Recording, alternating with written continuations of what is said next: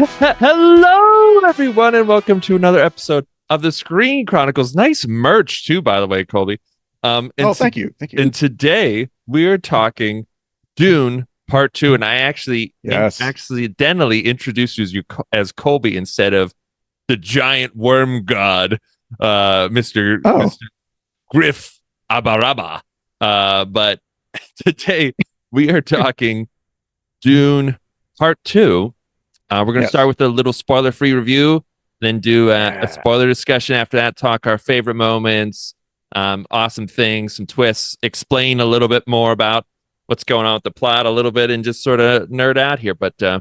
Yeah. yes, Colby, tell me some Yeah. thoughts about the movie. All right. Well, first of all, I'll give a little bit of background on like what I knew about Dune going into it. I knew very little. I did not read the books. Uh-huh. I did not see the original movie that came out a while ago, but I did see the first movie with Timothy Chalamet, and I saw it without any context. And I was a little confused, but I was like, it's pretty cool. It's a pretty cool world.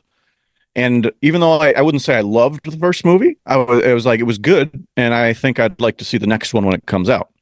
Now, when this one came out, the reviews, even before it came out, the reviews were like a little too good to be true in my mind. I was like, there's no way a movie is that good. You know what I mean? Because everybody's coming out like this is a 10 out of 10.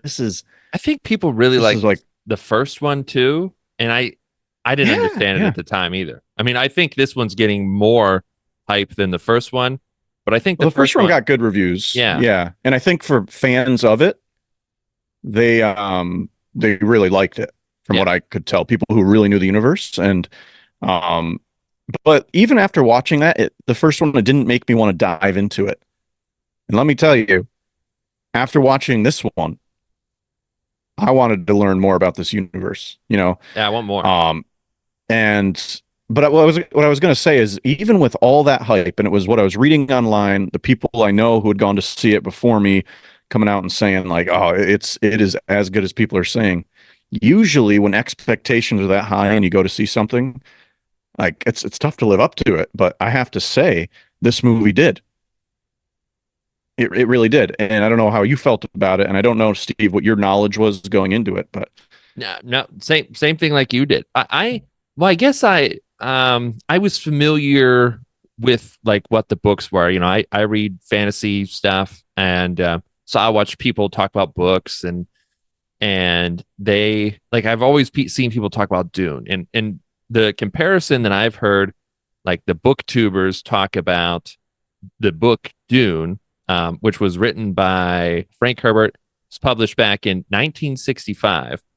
And there's 6 books in that series too by the author. I think there's a lot more other books that sort of like flesh out the universe, but then he died after that last book was published.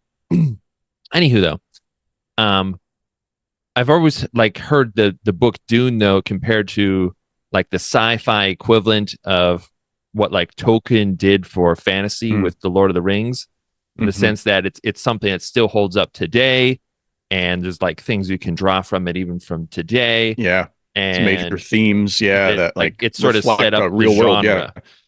Like a lot of hmm things like how Lord of the Rings, like you don't even think about like how many like other fantasy things have like elves and dwarves and all these things, and that's because like that's a Tolkien thing. Like that wasn't like Right.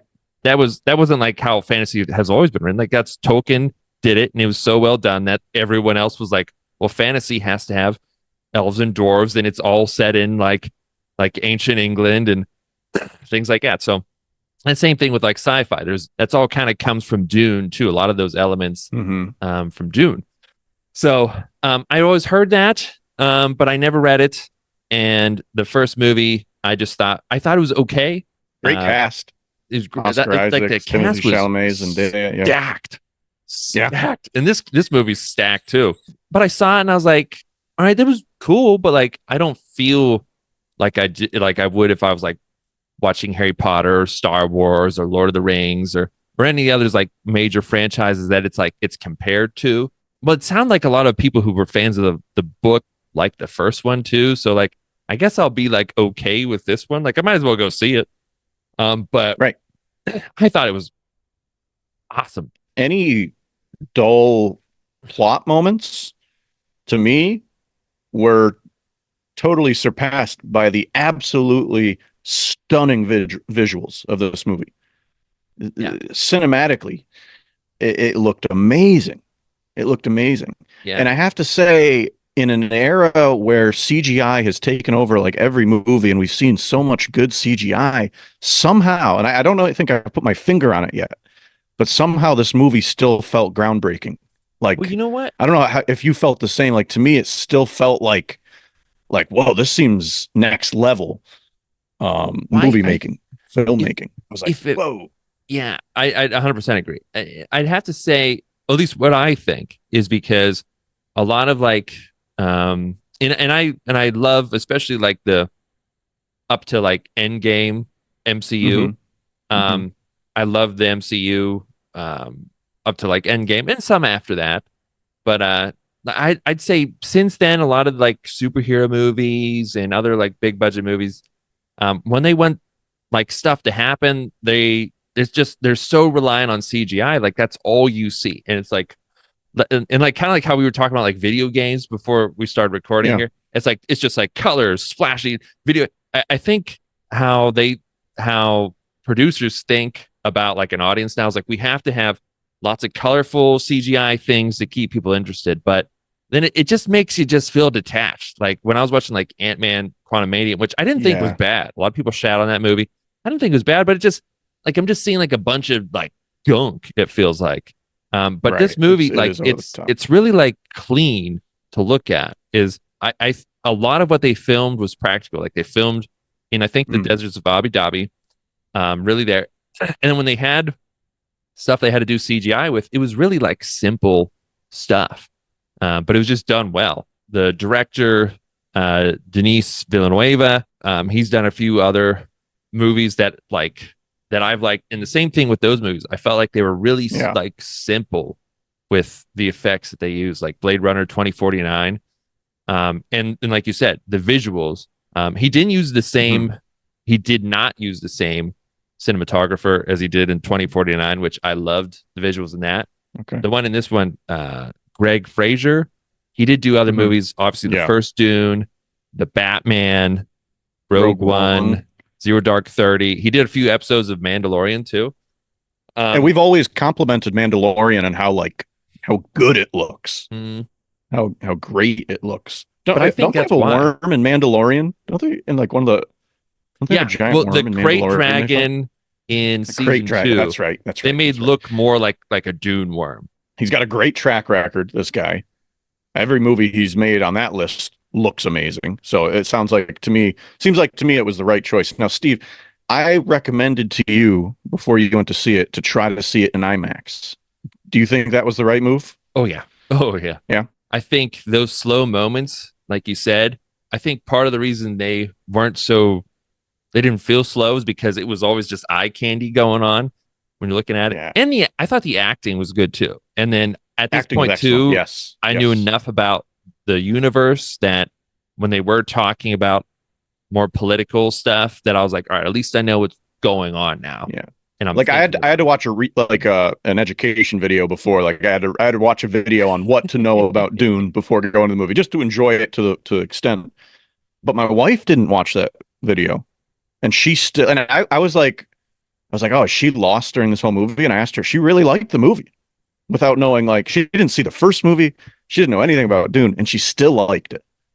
Yeah. But I think it helped me though watching that video before to be able to know those little bit minor details and what things mean, the political side, the houses, the motivations. It helped me a lot, but I think people still enjoyed it without knowing those things. The music, Hans Zimmer was the primary score, but he did have contributors. I don't know about the theater you were in, but the music was putting me on edge like the whole time. It was so intense, like, and very abrasive music. Yeah, Mm. especially like the last hour felt pretty tense to me. Generally, though, the things I really liked about it was like we talked about the visuals, the acting was great because like everyone in Mm. it is like almost like either an Academy Award winner or an Academy nominated It's actor. an absolutely an A-list cast. Yeah. It's just like Absolutely. even A-list. I like mean, the Emperor, which we only see for like a little bit, is Christopher Walken. It's like like which at first like I thought was an odd choice, but he does a really good job. Because I I mean, Christopher Walken is so taboo at this point.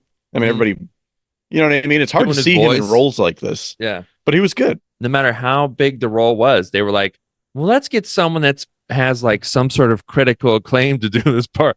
And it's like, all right. And that's so I mean, I mean, acting's good. Timothy Chalamet and Zendaya are probably arguably two of the top young actors in the world, I would Oh think. yeah. You know, They're they're right at the definitely top gonna of the be list. yeah. They'll be like Yeah, the classics down the line. I They'll think be like so. the Someday they're going to equivalent to be like a like Leonardo DiCaprio something kind of like actor. that someday. Yeah, yeah, yeah. I agree. Totally agree. And I think on a surface level, you could be like, there's good guys, bad guys, and that's a movie. But like there's a real like philosophy to it, Mm, and without like getting spoilery, but like the ending is like kind of good, but like also kind of like bad. kind of Not conflicting, mean isn't it? not like terrible, but like this is more It's like an a interest. cautionary tale, not really a hero's journey. Exactly. Um, Exactly. Yeah, yeah, yeah. Um, and it's kind no, of it's like like a good ending for a movie. Like, yeah, I it's think what you mean really is like it's a good ending, yeah but as far as like what you feel, it's conflicting. Very yeah conflicting. it's a really like philosophical movie, and I was Oh yeah. thinking about it on the way home, and I was like watching videos, and I'm so glad we Yes. can talk about this now because I'm like I just need to talk I about know. this. Same, same. I mean, I haven't seen a lot of movies this year, but it's probably the best one I've seen so far. Oh, I think so. I think, it's like one of the first movies to come out, I think, in the new Oscar cycle. Mm. And I think it's gonna freaking sweep. I mean, we'll see what else comes out, but like, It how is should. it not gonna win? How is it not gonna win best sound? How is it not gonna win best visual effects? Like, I mean, we'll see some acting performances if it gets some of those, but like, I think it's gonna win so many awards. Yeah, I think this We'll see. genre they normally don't win like the artsy things like the best actor. They usually leave that for like some like sad person going through True. sad I feel stuff. like But somehow this movie, though, I feel like somehow this movie is gonna like not really be seen as like a Marvel movie or even a Star Wars movie. I think they're gonna yeah, look at it more like a film, I guess, quote unquote film that's for what some reason. that's what it Yeah. does. Even though it like if you look at on the surface, it's a blockbuster effects, major battle sci-fi Sci-fi. movie, which Yeah. sounds like a Star Wars or a Marvel, Yeah. but like it Absolutely. feels pretty filmy too. It feels like artsy, Yeah. filmy. And So it's I it's could tell. definitely like a unique story, refreshing story, something different. Hmm. Like you said, it's not necessarily you feel a little conflicted at the end. We'll get to that, but like I definitely felt like, all right, cool, a movie that's different, that's not predictable necessarily. I mean, maybe to people who read the books and stuff, but like for someone who didn't know about it going in, I love that. Any Any bad bad things things? about the movie? Yeah. To be honest, there's nothing that jumps out at me. Any Beginning bad was things to kind of say? slow to me, but like I it guess. was essential. Like they needed to set Yeah. up like a little bit more of the prophecy stuff and then his romance with Zendaya. And that just took time. And for him to like be Yeah. integrated into the Fremen, like it just those are things that just had to happen. And they happen at a I pretty think. fast pace though still. Yeah. Yeah, I think if you want to pick another negative about kind of Dune in general, is that it has such context and such depth to the story from the lore side of it, Mm, that it might be harder for some non-Dune fans to get into. Like we had to look up videos before to get all the details. yeah. Um, and I would say that's probably a negative overall. Mm. But at the same time, my wife didn't know anything about it, and she still had a really good time at the movie. She really enjoyed it.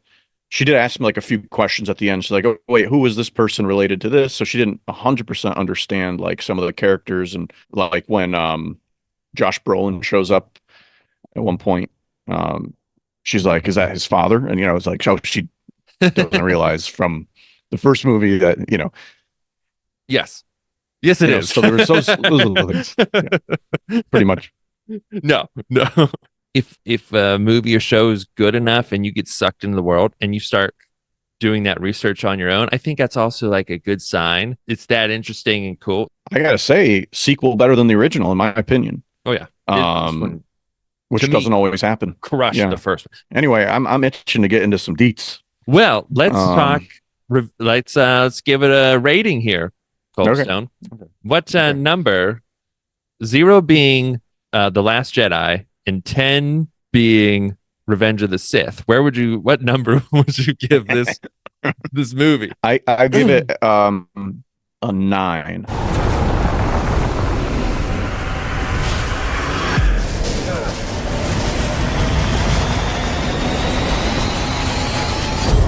Nothing fancy.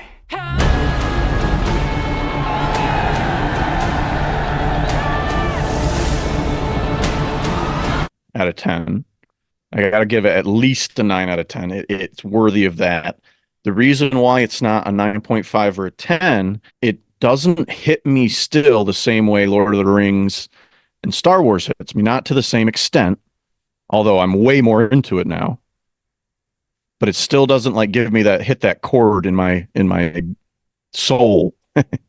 Ex- Not to be not to be no, cliche, but like you know what I mean? There's like a feeling that I get from the others, but man, it got me a heck of a lot closer. So 9 out of 10 is what I'm giving it. yeah, that's what I'm going to go to. I'm going to say 9 out of 10, and I don't know how to explain it too, but it's the same thing for me. It just doesn't hit that like you said. It's just not like one of those core things for me. And the thing is too, like the Star Wars, Harry Potter, those sorts of Mm-hmm. things I was into when I was young. And but like Yeah. Lord of the Rings, I didn't get into till I was older. When I first Well, that's saw it an when I was interesting young, I question. thought it was scary, and I was like, Yeah, yeah, it I was was thought scary. it was way too scary for me, man. Like you know me, The orcs are. just seeing I an mean, the orc, orcs. just seeing an orc talk was too scary for me, man. And That was so, so scary.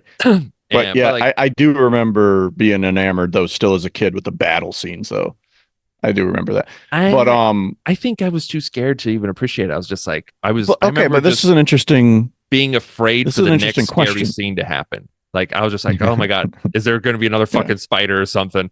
Like Right. that's what I was thinking the whole time. Well, that it It was raises gold. an interesting question. Do you think if these movies came out when we were younger, like when we were into Star Wars, when we were into Lord of the Rings, getting into those things, do you think we would maybe look at it the same way? Do you think it would be good enough for that? That's what That's I'm saying is interesting. I don't It's think hard to this one tell. would have. I think it No? some things kind of take time for you to process Hmm. and then watch Hmm. again and then you love it Hmm. more. And I think I will love this one even like more the next time I Yeah. see it. Kind of like remember when we were like watching Last Kingdom, we loved it, and eventually like I think this is our favorite show. Yeah. Yeah. Yeah. Like Yeah. it just kind of Yeah. Yeah. slowly happened. You know, Yeah. and again, we got So it. We didn't watch that when we were a kid. And that still just like hits that true. chord of like your True. True. so. That's I that's a good point. That's a good point. So probably I not, but like, I still think it's but possible, but I definitely think there probably is more of that window to like yeah. get into the soul when you're a kid, for movies to go to. This movie definitely opened that door a little bit. Yeah, I could see definitely. it. So anyway, 9 out of 10, great score. 9 out of 10. One of the best movies I've seen in a while, in the theater especially. Let's dive into some details. Obviously, a Spoiler lot to talk about alert, here. people. Hmm. Hmm. Um, I don't know how you want to attack this because there's so many good ones. But let me just say right from the get go of this movie, I like the cinematography. Now, do you remember the scene at the beginning when they're laying on the sand dune Mhm. hiding? Yep. The way they shot that made me feel like I was laying there with them. I Hmm. don't know if you felt like this too, but the way like they like right to the left of Paul and Timothy Chalamet, I mean, you know, and they panned it. It felt like it was my head looking, which I thought that was great. I wouldn't say I felt like that all movie, um, I thought it was a good way but to there were bring you into it, though. moments. But yeah, that brought me into the world really well. And then there were other Yeah. moments of the movie I did feel like that. Um, but Yeah. yeah, And so we. and I think that was a really good, just sort of set up for like how I explained to me why I feel like the effects were so good in this is because like Mhm. it wasn't super flashy, but a lot of like cool, flashy things happened. Like there's this fighting. And even like the guys like the jetpacks or like the Oh yeah, anti-gravity, whatever they have, like looks so cool. it just wasn't like there wasn't like a big fireball explosion, a CGI guy floats up. Like it was just like Oh. it was just like guys, you could tell it was real people going up like side of it just felt And it wasn't flying. It wasn't really flying. It was like floating with like they'll push off with their hands to keep floating it felt like it was upward. like And you know what I mean? anti-gravity kind of element. Yeah, which But like looked amazing. but it was just so simple and but at the same time it was like spectacular, you know what I mean? So Hmm. yeah, I Hmm. thought that was a really good way to set it up. And well, with the visuals, let's talk some just cool things with visuals and let's get into that. Oh, Some cool shit visually too, and experiencing like IMAX was when Paul went to go ride the worm. That was one of them for it me. might be my favorite scene of the movie. It was, I mean, it was one of my It favorites. might be. And you know It's what, up too? there. Like I had already like when he was like gonna ride the worm in my head, I was already picturing how it was gonna go, and I'm just I'm not gonna. I literally thought in my head like it's gonna be like kind of routine to like other things I've seen, like when people like when Superman first flies or something like it's gonna be like I'm just used to it, but Hmm. like it was pretty intense It was and awesome too. like just It was how like again. the It was setup a for it and moment. everything. It was Yeah, just it it was a was a, moment too where I felt like I was falling with him. that Same like ex- earlier when I felt like I literally felt like I was falling through all the dust and like I don't know if they yeah. just threw a camera down like a dusty wind tunnel or something. That's what exactly. That's Man, exactly right. I was just like in my head, I was just like, oh, he's gonna jump on the worm. It'll be hard. But like the whole time, I felt like I was like with him. Like I was the one trying to film him. Like go with mhm. him. I'm just like, all right, go, Yeah, go. you got this, bro. All this. Are we gonna fucking die? Like Timothy Chalamet halfway down, just like, this yeah, is why we're doing this, man. Like and subscribe. no limits, man. And then, Share. dude, dude, That's what it felt like. apparently it took 3 months to film this sequence. Oh Is what damn. Timothy Chalamet said. Oh Yeah, they damn. worked on it a long time, and like his favorite shot of the movie is the moment he like gets his balance on it and stands up. Do you remember that shot? Mm-hmm. It's Oh like yeah. starts at his heel, and like oh that which was an amazing shot. You know, it was Mm-hmm. I guess that was Timothy Chalamet's favorite shot of the movie. Wow.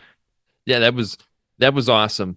And it's, again, we'll talk more about some of the, like the philosophy hero stuff, but like Mm, he does go through a hero's journey in this. You know what I mean? Like there's this hmm. prophecy saying he's the one and he does work his ass off. He's the one going to these battles. He's the one terrifying the enemy and then like this is the biggest fucking sandworm and he rides it and Yeah, he goes through this and he gets up and it was so cool when yeah, it was cool when he stood up on it and it just but yeah it just felt like you were there the whole time and I just remember thinking like all right he's gonna jump on the worm it'll be epic but like when it was actually happening I was in it like I was in it and yeah it yeah, just felt so yeah. real It and was so well done, so well made. I mean, um, just like when he's like first like he's seeing it coming towards him and he like walks over and he starts like walking back. He's kind of like trying to line up where it's gonna be.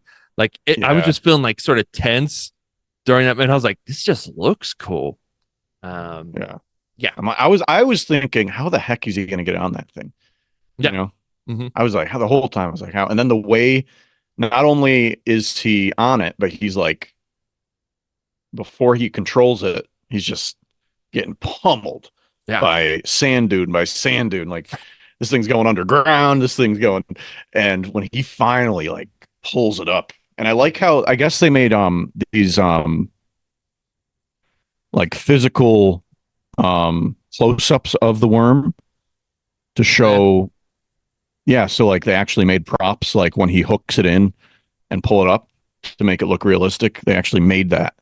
And Cool. it had like two, I don't know what those holes were in it, but like I guess it's a way for it to respirate somehow. Yeah. Um I think I and saw something. It was yeah. It was kind of like a breathing or event kind of thing for the worm. yeah. But some Yeah, way to and like make it vulnerable so you could ride it.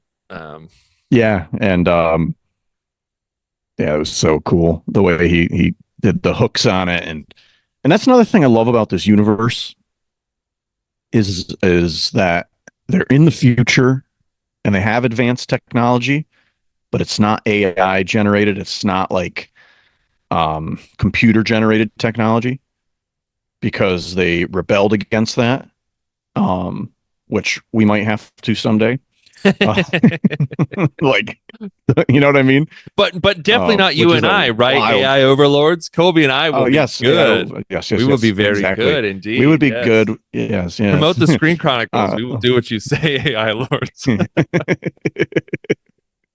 um, so it creates this cool effect where like they still have like badass technology, um, but yeah, because I think because their shields are a certain way, their body shields, they don't really use guns a heck of a lot. Yeah. That's So why they like rely on knives, hand to hand combat and knives and it's and kind of the same stuff for like the shields in Star Wars. That it's like it's a kinetic shield. So like for it's the same thing like with and I think this is like again this is where the shields came in for like things like Star Trek, Star Wars. They mhm. take the same shield idea Yeah, from Dune, where if something is a like a projectile, it's going really fast, the shield is able to stop it then. But if it's yeah, slower enough, you can go through like the droids versus the Gungans, right? Like they're lobbing, yeah, they're shooting, they can't get, but they can walk right through it. Or like, or on a exactly. Star Destroyer, you're shooting at it from another, or a, yeah, Star Destroyer, if you're shooting at it, it just bounces off. But then you can park a ship right on the side of it because it's Right, going slow enough. So yeah, which exactly. is cool then, because then, yeah, it draws you in. It makes it so you have to do these And their things. fighting has to be so precise. Like they can't swing their sword or their knife too fast, Mm-hmm. right? Like it has to be very precise the way they fight, which is a cool aspect of this universe. So I like it. I like the that it's in the future, yet it still feels somewhat medieval in some ways, but it's not really. It's like Yeah, like that's like his technology with those hooks when he's riding the worm, he just shoots him on a cable. He's like, oh, okay, that's pretty. It's a pretty cool gadget, you know. yeah, Um, and just how people adapted there in their suits. Yeah, it's pretty cool. yeah, Another awesome uh it's a visual and then also just an awesome scene I want to talk about is when Paul shows up. There's this council going on. So there's getting this war council together because the Harakans have started like bombing the the Fremen, Harkonnens, yeah, uh, and so now they're like, oh, we need to go to the Southern tribes, get everyone together, war council, discuss what we're going to do. And Paul now has gone through like his like sort of ascension, like he's drank the worm juice, which is supposed to be only a women survive thing. Well, he But was now, supposed to be a girl. This like apparently this what are they called? The women who are like can oh, see the the past. witch His people, mom, the Bene Gesserits. yeah, yes, yes. They try to only breed females, and apparently he was supposed to be a girl, but he ended up being a boy, which they look down on. But that's why he's sort of unique. Mm-hmm. Um, and yeah, so that's why they're like they don't know how he's going to do with his worm piss that he's got to drink because that's really what it is. Um, But like when he by the shows way, up yeah, and like go ahead. and it's like this whole like sort of like surrounding the council area has been like burnt or firebombed or something already, and it's like this black sand, and he just Hmm. shows up and like this the giant worm he rode in is like going back into the ground. It's just like black, Yeah, and he's just like walking up with his like he just feels like it's like Revenge of the Sith Anakin walking up, just yeah. cape flowing, and everyone just like parting ways for him. And This then is where they do that overhead shot. yeah, Oh, this is another one of my favorite shots from the movie. and then he goes in and he Oh just yeah. owns the meat. And like the whole time he's like he's been because he's having visions, and Yeah. he's like, I don't want to be like this ruler. I don't want to be this religious figurehead. And then it makes people do fanatical things because like I'm seeing the future, and if I do lean into it, then bad things are going to happen in the universe, Right. and so I'm not going Hmm. to do it. But after he drinks it, he's like, "Fuck it, yeah," and he goes to this meeting, and he just like starts yelling that he is uh Yeah. Kareem Abdul-Jabbar, and and everyone should follow which him. which he's been being told by these religious fanatics the whole movie that he is, and we got to dig into that a little bit Yeah, later. But we'll just cover the um, scene and let's get into it after that, so we can. yeah, yeah, yeah. But anyway, though, and then that whole scene to me might have been one of my favorites because he just goes in, he starts Yeah. owning it, and like I was like motivated, like I was like, I'll Right. commit, I'll do jihad with you. Like I was, And he's I been was, resisting it all movie. yeah. He's been resisting it all movie. And he's Yeah, like, let's do it.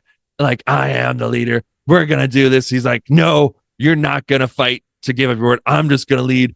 And he's just like yeah. yelling, and And like I was ready. he's like, the name of the movie is Dune. I know, And everyone's right? like, oh, Right.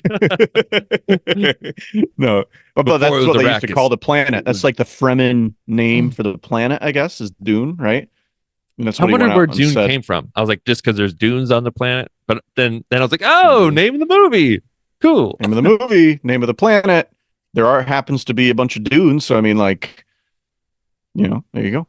Yeah, but I thought Um, it was awesome. dude, And but that scene I when he know it's walks in, kind of not supposed to be, but it was awesome. oh, but well, not supposed to be from a story standpoint, but like from a movie standpoint. My Yeah. God, what a scene! What a scene! Mm. But when he walks in, that overhead shot with all the people in sort of tan and white colors, do you remember? You know what I'm talking about? Yeah, When he yeah, walks through the crowd, yeah. Hmm. that was a beautiful, beautiful shot. That's like Oh where yeah. that little bit of artsiness comes into the movie. Like, Oh yeah. He was just like you staring know, everyone down, and they just sort of move out of the way. yeah, Yeah, yeah. and I think he Um, starts wearing black around then too. mhm. Um, It is, you can make a lot of parallels to Anakin Skywalker. mhm. There's no question. There's no Yes, question. that's what I'm saying. I Um, think a lot of a lot of sci-fi stuff came from this, like the One and mhm. Shields, like Interstellar Travel, all that stuff was a lot of it drew from this. Yeah. Um, Well, he's well, starting that's to fulfill. Yeah, let's dig into it. He's starting to, with that scene, fulfill this prophecy they've been talking about all freaking movie. well, yeah. Well, Because not let's only is it a prophecy of the women, how do you say them again? the Bene Gesserits. So Yeah, it's not only is it a B prophecy from E N them. E and then Gesserit. Bene Okay, Gesserit. Bene Gesserit. That sounds right. Um, they they have this prophecy, right? Well, the thing is too. But the Fremen look at it as a religion. Some of Well, them, so right? the Bene Gesserits are uh like a religion, and they Right. are like they're in every culture in this like galactic empire. Um, and the thing is though, they made they made the prophecy, like they Right. intentionally made it up so that they Like could way before the control. movie. Yeah, they could Yeah. control then whoever like fits that description. They could be like, oh, this is the person who fits that description, and then now they will be the leader that everyone Yeah. wants to follow, and then we're Yeah. gonna tell them what to do. But the thing Yeah. is, We're gonna Paul's exploit these mother, people's beliefs and use it for our means, basically, when if we ever need it. Let's plant this prophecy. They'll start developing a religion based on it, and then we can exploit that later if we need to. Which is wild thinking, like yeah, right. And but then Paul's mother, like, is like, well, my son was supposed to be a girl, and then he was a boy, and he can do these things, and now I'm teaching him the way of the word. I think like basically like hard force persuasion on people. yeah, And then she they can basically, just yell at people and get them to do what they want. yeah. and they think it's mind control, but people are just actually scared. Like, okay, fine. Okay. Or if you're gonna yell at me, I guess I'll just do it. I'll just do it. Jeez, relax. No, Yeah. it is Oh, like, it is sort of like a Jedi mind trick. It is yeah. sort of like a Jedi mind trick. And so and then Paul's mother though also kind of wants the power, but I think she also part of her actually believes in her son. But I think she because she knows Yeah. too, it was a made prophecy. Like she also just wants to be someone who's in control of that power. She wants to have Yeah. the sort of nepotism with it. And And but the her thing is, transformation's pretty incredible too yeah. in this movie. But the thing is with the whole prophecy, and you know, and again, it's just a way to control people. And at some point too, the Bene Gesserits were just like, well, let's make the Harakin, the crazy Harkonnen. psychotic dude, Harkonnen. Harkonnen, sorry, Yeah. Harkonnen. Let's make the Harkonnen nephew. Let's just say he's that guy then. So we can and like so again, Right. you can see like that's clearly why that prophecy exists. Right. But at the same time, like there are some good people who just really have faith. You know, and they talk about like people on that planet to survive, especially in the South, just need to have faith. And like, Yeah. oh, shit, what's the actor's name? Benicio Benicio del Toro. Yes. del Toro. No, Like, no, no, no, no, no, no, no, no, no, no, no. no, that's not him. No, no, no. Javier Bardem. That's it. Sorry, Yeah, yeah, Javier yeah. Bardem. Why was I thinking? Yeah, no. Well, he was Who in is? Benicio del Toro was in Zero Dark 30. Yeah, yeah, yeah. And but anyway though, and that was another. No, Javier Bardem, who plays Stilgar. Yes. So Javier Bardem, like he's a good guy, right? Like this isn't a bad guy. This guy isn't trying to like Yeah, commit jihad. This guy has been through some tough shit, and like his beliefs has helped trying to him. lead his people. Trying to lead his people. Yeah, and then so like his character to me is like someone like he believes, and then he's seeing these things, you know, and like why wouldn't he believe this stuff and all the and like Right. you know And it's coming true before his eyes. Like yeah. the prophecy that his whole life's religion's been based on, because the Bene Gesserits implanted a prophecy a couple hundred years ago or something, or I don't know how many years before the movie took place. Yeah. So his ancestors believe this religion. Yeah. Is happening before his eyes. Of course he's going to believe it. But then you also have like the younger generation of like Zendaya, who is not, which I think reflects real society. You know, I think that reflects society. Like there's those people who are non-believers and think, oh, this is a little bit too ridiculous to be true. You know, Yeah, which is an interesting really aspect.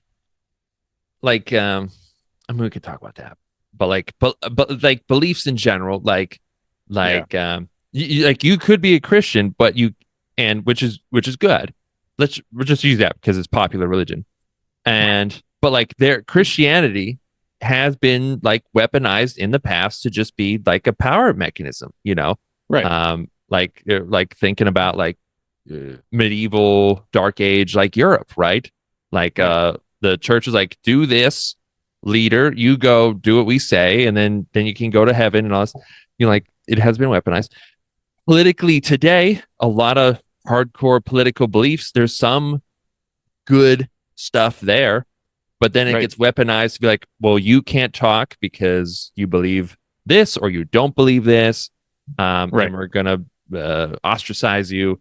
You know, and left and right both do this. So like, and yeah, so like it's really cool because it's a timeless thing where it's just like, and the thing it all happens comes throughout down history. to, Yeah, it's really just powerful people trying to get what they want and be more powerful. exploiting beliefs. And it's just like, and normal people doing the shit for them or getting caught in the crossfire, you know. Right. It's really like sort of a Game of Thrones, and it like a lot of this again. I think Game of Thrones was probably inspired by a lot of this too. Because it's houses and it's about powerful people and all that stuff. But yeah, it's cool. It's interesting. Like, there's always that philosophy backdrop, but at the same time, Paul is doing all this awesome fucking shit, right? Like he is the one, like with like 200 guys fighting off the Empire, and and riding the biggest worm ever. Um, And uh, he's having these dreams. He's having these like visions that mhm. he has a vision of, he's like in love with Shawnee, Yeah, Zendaya. Like they build a really strong bond. Um, question, is he just using her, or was there truly, is he doing both? Like, did he love her and use her? I We'll talk think more about that later. I think there were definitely strong feelings there for, between them. I think his Um, motives were pretty pure up yeah, until when he drank like the worm juice. And yeah, and that's what's interesting too is it does feel that way for sure. And he has a dream about Shawnee, like with like radiation burns or something, and because he keeps seeing this like woman on the hill Mhm. looking at something, and he also like has a vision of someone he thinks is his mom in the South, and a bunch of people dying around her. So he feels like if he fulfills the prophecy, or if he decides to go south, that all these bad things are going to come true based on his visions. And that's why it seems like he's trying to resist the whole movie doing that. He's like, nah, I'm going to stay here and fight on the front lines in the North. And everyone's like, nah, it's better for us if you go south and take lead of us down. Um, that's what too, but like yeah, I I think I think think part of that's like makes him do the drink the stuff is finally when he sees like Zendaya is in trouble. Like I feel like that's a motivating factor for him. It's like, ah, shit, maybe I just do have to yeah, do and this. I think it's also like like he really does want revenge for, his whole family being wiped out. True. True. And um and at some point he just kind of realizes like I have to like take leadership for that to happen is kind of like Hmm. where he goes mentally. Um but it's the same, like to me it's like, all right, so we know the Bene Gesserits made up this prophecy, but then a lot of crazy weird shit really does happen. Like a lot of real magical Yeah. shit. And he is actually like hitting all these prophecy bullet points, you know. Right. Um like Yeah. But it's then there's some things that happen that make me question like how much of it is he doing it on purpose? yeah. Um, because he acts so it's interesting in the first movie there's like a clip of him learning about the desert mouse thing Mm-hmm. and its meaning. And then like when he's being given a name, he acts sort of oblivious to what it is. Do you know what I mean? Yeah. Which is interesting. It's almost like he's like maybe he's just doing it to fit in there. Maybe he's just doing it to. Well, I think maybe he But I didn't know think he, like the cultural significance that yeah, that's true. that he's True. being Maybe. told, like, oh, like he's wise and this and that. Like Yeah. I think that stuff was new, like a new perspective for Yeah. him, you know. Um, Yeah. but that's what I mean. Like it's like I don't know. It kind of makes you think too. Like, well, like is the prophecy like this? This is like the stuff going through my head is like, well, is the prophecy really like meaningless then? Because like Right. real things are like really happening from it, and some of it Right. is like how much of it is it because like, well, I heard it, so you kind of expect Or this is to it? happen and you look for it, and but Right. like some of it like you can't like just happen to call the biggest sandworm ever, like it just doesn't, Right. like something's like what are the odds, right? Right. I mean, I don't know how many sandworms there are, so it might be like 5 to 1. But I'm kidding. No, but you're right. It's weird. Is it self-fulfilling or it's seeming like the opposite? It seems like this stuff's actually like coming true, and that plays into Javier Bardem, Stilgar's point of view of like, oh, this is it. This is it. This is our Messiah. This is it. You know. Yeah, I mean, Um. like if I was like on the fence, like raised in a certain religion, and like you're told like, well, this is all the prophecy things that this Messiah did, and hmm, you're just like, well, like I loosely believe in that faith and that sort of thing. But then all of a sudden, like you see someone like doing it all the time, like some parties gonna be like, well, yeah, it's real, right? Yeah. Like even if you like you didn't believe the first few, like at some point of like, all right, the guy is literally walking on water. There's no other way to explain it. Like he's riding the biggest sandworm. You're like, like what else are you gonna think? Um, He's leading them into battle. He's like, and he's winning, like yeah, with 200 guys. and he's Like, and that's what winning. Josh Brolin's character is like. Like you're doing this all with 200 guys. Like, yep. like, what? Yeah. I'll tell you what it reminded me of too, and I know the writer of the books. It's a lot of the Dune series apparently is a commentary on the war in the Middle East as well. Yeah, which, yeah, if you like But swap it out reminded me of, spice for yeah, oil, right? right, and it reminded me a lot of like, because I felt like, oh my god, these Fremen are supposed to be the underdogs, but they win every battle they have.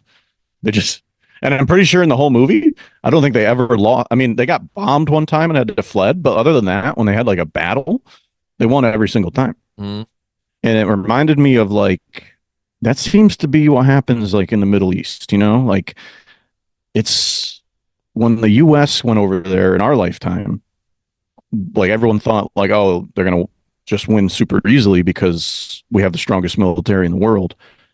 But like it was hard for the US to adapt to these terrains and these desert terrains and mountainous terrains like that the people who are from those areas can maneuver in those really, really easily.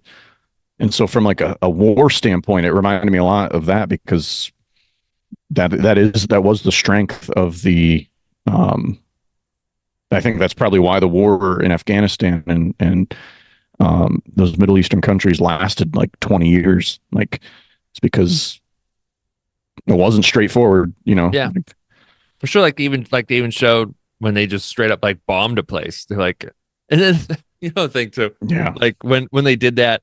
Um, how do you say it again? Harkonnen.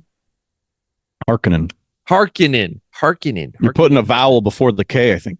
What's a Harkonnen then? Is that something? Is that something I don't think so. from Not that I anything? know of. Harkonnen. But like when the Harkonnen house leader, the big fat guy, when like his nephew just starts like bombing where they live, he's like, ah, good old artillery. And I'm just like, Yeah, why did you not think of that? Like, right, right. like it seems like that probably like I don't know, maybe That I'm a okay. psychopath too, but that probably would have been where I started, to be honest. I probably been like, let's bomb I where we know think they live. And I'm gonna go down that reminds me of a path that's something I want to talk about. And yeah, um I think that now is not a bad time to transition to it. let's do it. Austin Butler's character in this movie, Mm. I was disappointed that he wasn't in it more. He was Oh, yeah. so good. I thought he was so good um as a villain. Yeah. But at the same time, as badass as they made him seem and stuff, I also kind of felt like all he really did was fight some weak, injured guys in the arena, which was an awesome scene. Don't get me wrong, but it wasn't that impressive. It wasn't like super impressive because they were already like weakened and So two of them were already drugged. And like one of them, two like, of them were drugged. The one that wasn't drugged is like an older man, weary and yeah. surrounded by a bunch of other, you know. So it was like, okay, this is just kind of a symbolic thing for him. Mm, Um, but then like all he did other than that was just bomb the crap out of this place, right? hmm. And then he fought at the end and lost. It was a cool scene. So I was a little disappointed he didn't do more. Yeah. You know what I mean? I wanted to I, see him like go ham because he's supposed to be one of the most formidable bad guys, I think, yeah. that they have. Yeah. And but now don't get me wrong. As I was a little disappointed he wasn't in it more. Austin Butler freaking killed it though. He was so good in that I thought it role. was good. Yeah. I've heard some people say like he's like that role was like the next Heath Ledger Mm, Joker. And I've heard some people go like oh like his voice imitation of uh Stellan Skarsgård, that's it, Starsguard was terrible. the And the like the I thought Baron. I thought it was good. Um I thought it was good. and but I also I'm not like putting him on like there with like Heath Ledger or like Voldemort or No, anything like no. that for sure. That Um, was something that I read before going in was that this is compared to actually Javier Bardem in what movie is that? Is it No oh, No Country for Country Old for Old Men or Men. something? Yeah. Which I haven't seen. I got to watch it apparently if they compare that to Heath Ledger. And then Heath Ledger, who is actually on puberty, was just voted over freaking Darth Vader in the final round, the greatest antagonist of all time, Heath Ledger's Mm, Joker. It was close, but I'm Heath gonna Ledger, say I don't know.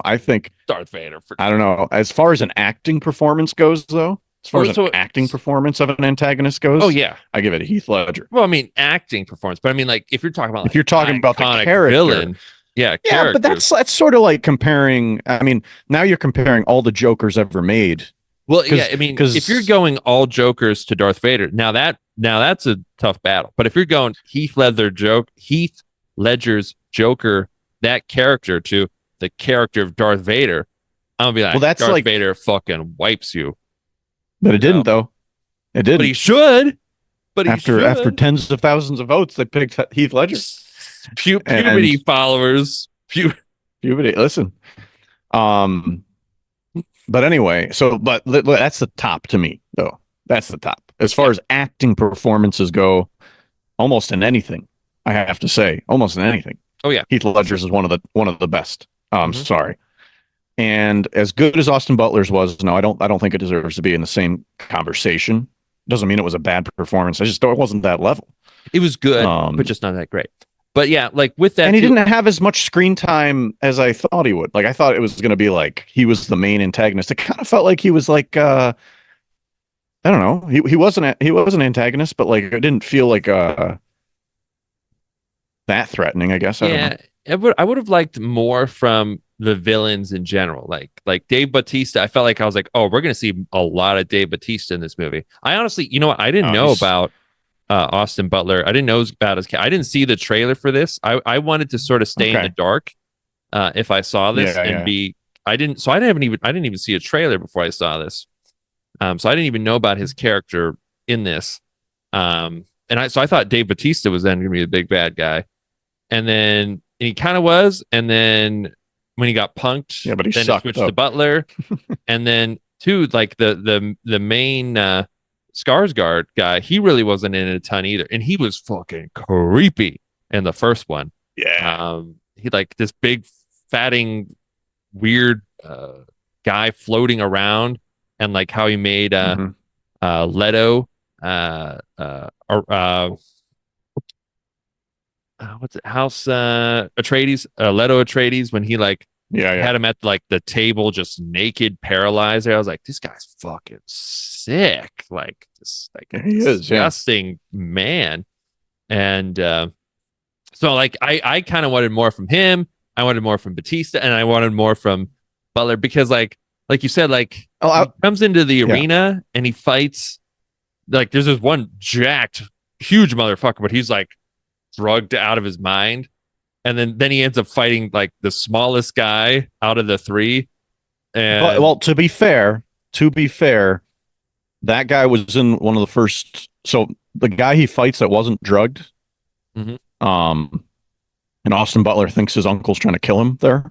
yeah. Um, a couple things. He's the stunt coordinator and fight coordinator on the movie.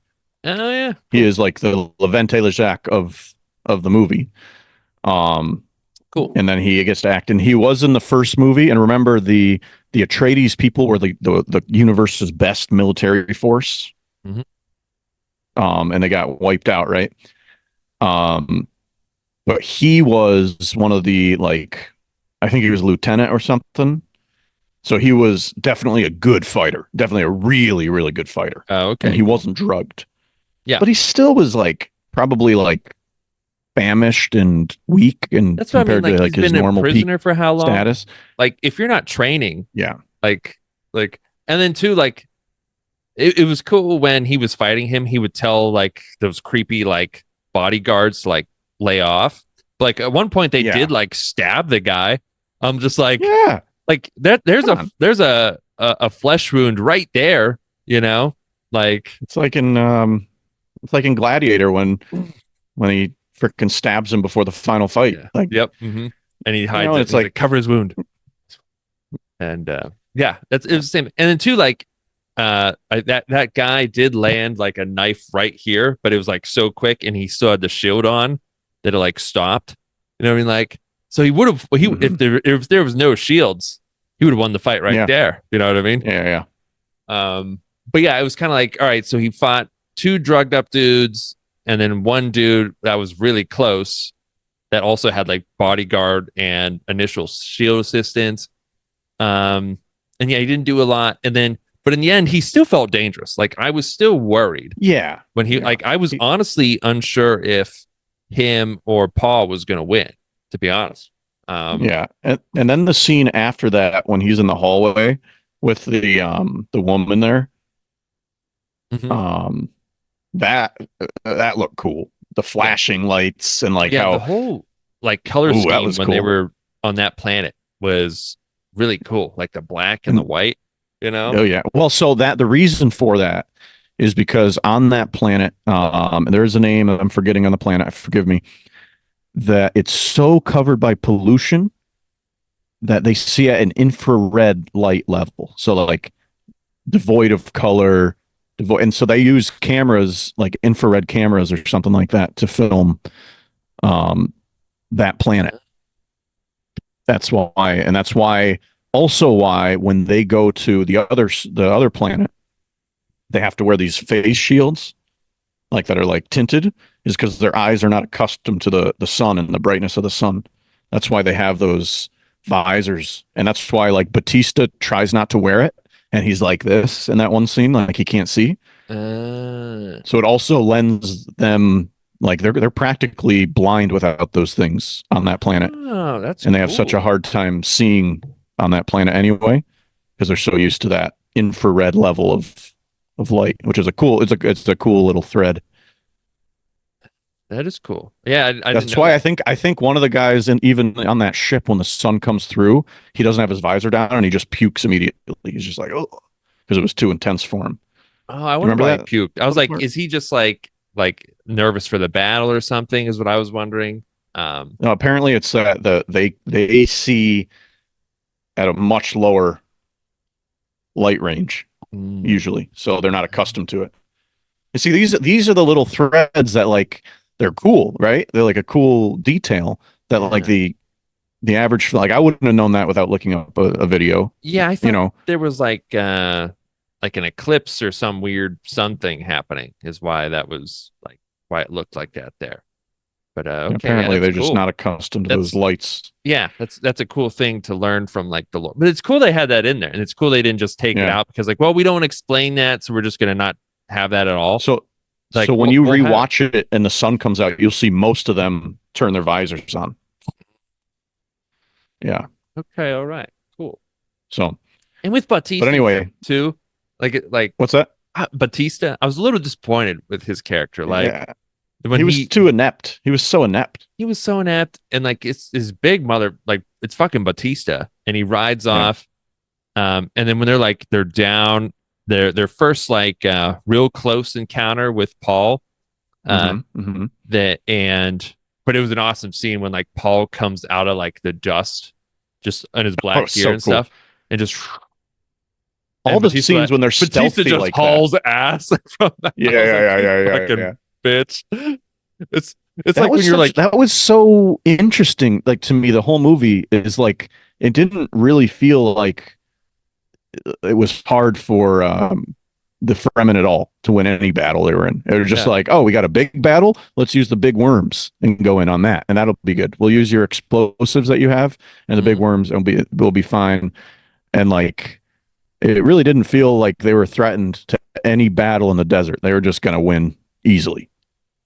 yeah. You know, Well, I think it was like because they had the desert knowledge, but then when they had Paul with like the knowledge of the like the the Empire warfare technology stuff, like then that's how they that and they're the warrior race. Like the Atreides were the warriors. They yeah were the ones who, you know.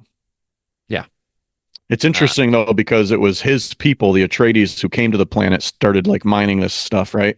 And like the Fremen didn't really like the Atreides that much. Well, so Like, the Atreides, um, are one of the houses under the Empire. So the Emperor he right, owns all the houses, and then I forget how to say it already.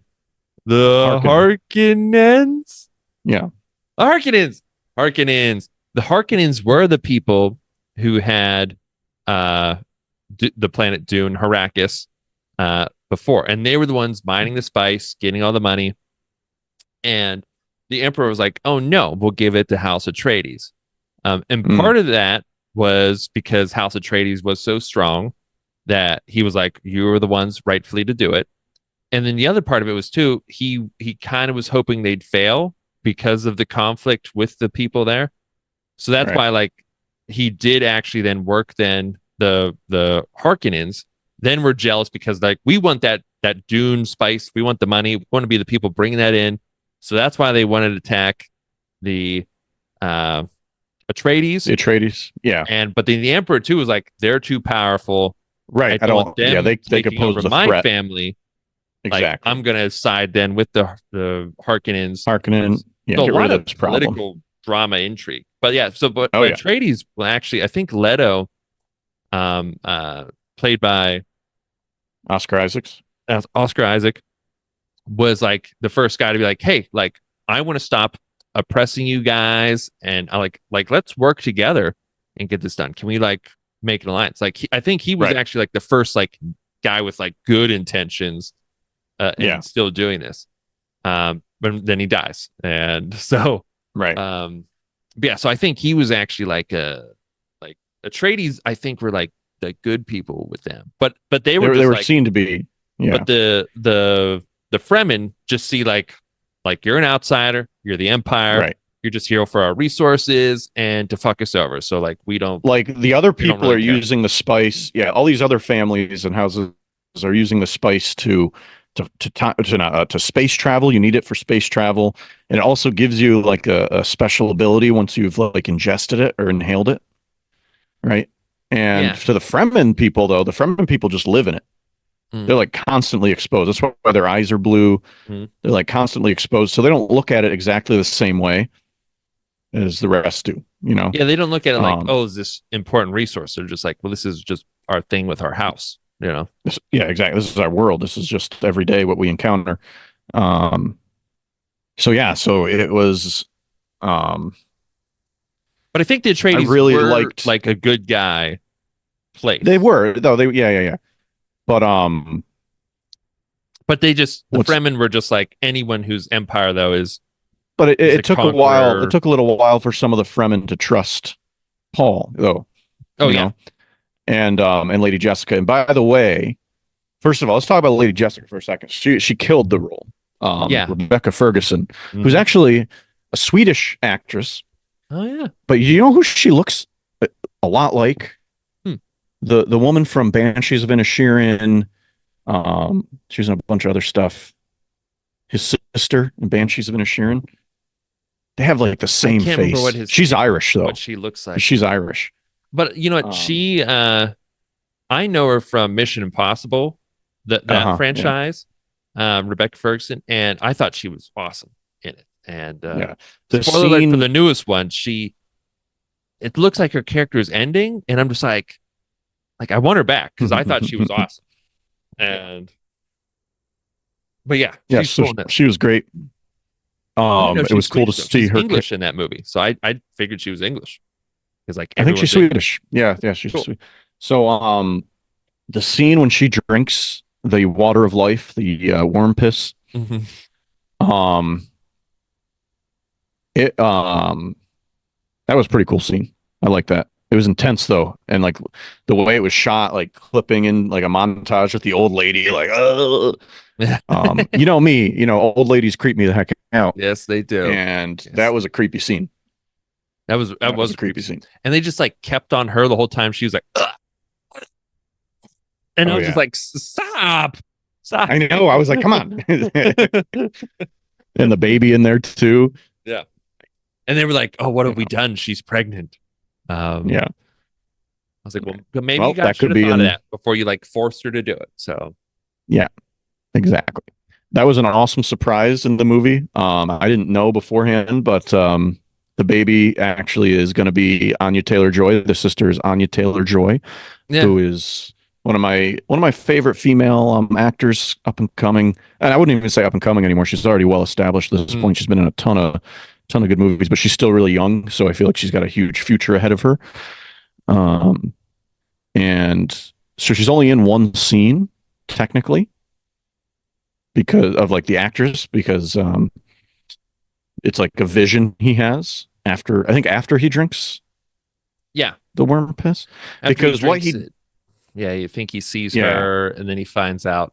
Then he finds out, big twist too, that his mom is the daughter of Skarsgård's character, yeah the H house. Baron, and he's both. So he's He's both of these houses. He's a Harkonnen. That's a huge twist, and an Atreides, who are enemies, and it's going to be kind of conflicting for him because the Harkonnens basically wiped out his entire family, hmm, um, and people. So that's really interesting, and that's cool when he goes to Austin Butler later. He's like, "Hey, cousin," and Austin Butler's like, "Oh, is that right? Cool, let's fight." I know. He's just like, oh, cool, all right. He's like, yeah, I just got my ancestry results. It's crazy. It's crazy. Isn't it That cool? he didn't get that from the vision, by the way. He had done the ancestry DNA thing. He waited the He waited, and it just the so happened to get the however results many around that weeks. time. Yeah, it's really cool though how it works with the Bene Gesserit though. How apparently they can see all of their ancestors' memories, and that's how they see the past, which is cool. And apparently he's the one, according to prophecy, who can see the past and the future. Mhm. And he does You know? see the future. The first time he's like exposed, so he is seeing the future. So again, Yeah. it's like, well, like it is happening. Like those things Yeah. are And happening. well, he sees his sister by an ocean. They're like on the beach now. Like it's Mhm. turned this desert's turned into a beach, and now it's the ocean. And I guess that's a sign of maybe of what's to come. Um, but I think the sister's going to be bad news though. In a future movie, I think she's going to be. It's going to be. I mean, he honestly becomes bad news at the end of this movie. That's why I think Uh, it's all gonna head downhill. And again, too, it seems like they're setting up for a sequel, but like I haven't heard anything confirmed, and it oh, doesn't they have sound like to. there's any like definitive plan for any of this. Like I don't even know if like the second one was confirmed when the first one came out. Like I think they were just like, Mm. let's see how this does. Well, this one did And so good that like they've got to do it, and they've got to yeah, get a I'm huge sure budget. they're But you know what's talking about shocking? it. You know what's shocking? Hmm. And I forget the exact numbers. When I was watching this movie, I was thinking to myself, "Oh my God, what was the budget for this thing?" Jeez, Yeah. Hmm. apparently the budget was not that high for this movie. No, No, apparently, like I mean, it's a big number, but compared to other sci-fi movies, apparently it doesn't. It wasn't that high.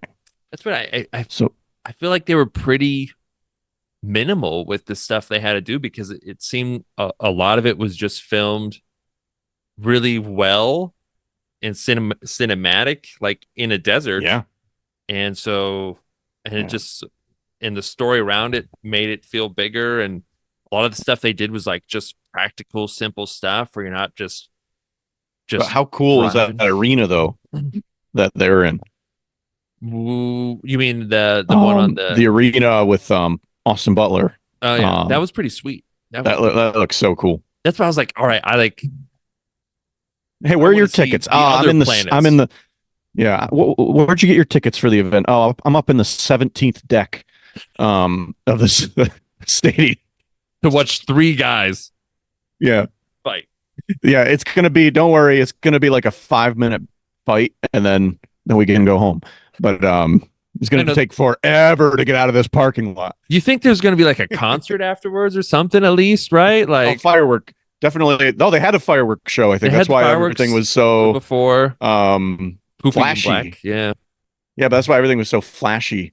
Mm. Um, But that was later, like it seemed like it was during the day. So I don't know. I hope there's at least like a concert between the fight and the fireworks. So like a reason to stay on the 17th deck of this mega stadium, you yeah, know? yeah, yeah. I'm sure they had someone big come in for his birthday. You kidding me? Oh yeah, maybe I don't know. Elvis. It probably political though. Probably political. Yeah. No. Anyway, You don't want to deal with um, that. no, people they probably asked some people like, no, I will not play for I the will not Harkonnens. I have to stand because my of the ground. war with the House Atreides. I don't stand for that. And Right, like, oh, right. you're pro anti Atreides. That means you are also this, Yeah, you yeah, yeah. filthy person. Yeah. Jeez. But you know what another great scene was though? Was when they land one of those spice mining machines that's got like the claws and it's like just digging it up and it's got those long arms and they went to take it out, right? And there was like a ship flying around it that was shooting them, trying to protect the machine. Yeah. And they're using the legs of the machine walking as shields, Yeah. Mm-hmm. Yeah. which was super cool. And they were like running between it strategically. But I love this shot, and I don't know if I've seen this really like this in other movies where they're showing the perspective of the sniper up in the ship, and he swings back to Zendaya, and Zendaya is pulling the gun away and going back behind the thing. And at first thought, I was like, "Oh, she didn't do it in time." It was like, the leg's moving. She's got to go now. But then he like looks to the left. I was like, "Oh shit, she already shot." Yeah. I thought that was cool. That was I cool. thought that was cool. That was Mm-hmm. a good way to do it. I thought instead of just showing her shooting it. I think I've seen something similar to where like they're looking and then they find the guy and they're like and then they get shot. Like that person was Yeah, but you already see them ready. shoot. But I Yeah. feel like you see them shoot it though. Mm-hmm. Mm-hmm. Where this one, like, you don't even see her shoot. You're just like really late. Yeah. Like, It was cool too when she blasted the guy with the bazooka, like who was sneaking up on her, like yes, the thing that's going to take down the yeah. helicopter. And instead of her just like trying to like fight with the weapon, like just like bam, let's reload. Like that's It like was how like I it would was play it in such, a but it video was game. well, it was so instinctive. You know what I mean? Yeah, Like oh shit, boom! Like no time to think and like get a different appropriate weapon out. yeah. That's what I Just didn't get with the thing is too like the snipers, like like it didn't seem like there were shields then when the snipers were up there, and then well, they were shooting the snipers and. do the Fremen have those shields? Because the Fremen suit is different than like the Oh Atreides wait, you suits, know what? right? I think maybe the spice throws it off or something too. Maybe. Hmm. I Hmm. think so. I don't know, but that is something. Maybe someone can comment. Let me know. But that Yeah, was yeah. one thing I was But wondering when there was sniping and yeah. stuff. Oh, that's another interesting thread too that I didn't really get right away. When the mom throws up, when Paul's mom throws up, Lady Jessica, Hmm. and remember Javier Bardem was like, "No, please don't throw up," like you know, Wasting water. and exactly to them, to their culture, that's a huge what's the word? That's like sacrilegious Hmm. to like give up, even to like shed a tear is like sacrilegious. Like you don't give up any water because you live in the desert and it's super precious. But yeah, if you remember the first movie when Bardem was meeting with Oscar Isaac, he spat on the table, Mm-hmm. and like everyone was like, "Oh, this motherfucker's coming in here like going against the Duke." And but then like what's his name? Aquaman. Uh, his Oh, character, yeah, Jason yeah, yeah. Momoa, was like, Jason no, no, Momoa. no. Like, thank you for giving your water to us. Like, that was like a sign of respect. Like, here's some water, Yeah, yeah. because this Right, is a right, right. precious resource. Um, but then, too, when they're just like draining those dudes, I and it's like just, that though. Oh yeah, that part, but I liked it too, like when they like basically turn the body into like this liquid or something, like they drain the liquid from the body. yeah, What was it? They just and drain the then water out of you. they They drain the put you water in and they the. dump it into It's this basically like like their cemetery. sacred. Yeah, that was cool. And like they're saying this is the water that will someday like bring back life. The lives of our ancestors are in here, and that's the water that's going to like revitalize this land someday. That's a cool, That was pretty it's cool. cool lore right there. You know? Yeah. So we talked about the prophecy stuff, all that. Let's talk about another awesome scene. Uh, Okay. was when the fucking battle, right? Yeah. Like, dude, Yeah. you know, again, it was an awesome like watching it theater experience, but I also felt like I was the only one reacting. You're really expressive in the theater too. I That's what remember when we went to see I'm gonna Infinity cut that War. part out too. But yeah, go ahead and say Dude, that when now. we went to see Infinity War together Yeah. for the first time, I Mm-hmm. remember you were like out of your seat like so many times. Like when Hulk came in, I remember specifically you like literally because I remember we had that bar in front of us, didn't we? Mm-hmm. Mm-hmm. And you got like up and like holding the bar, like you couldn't stay still, dude.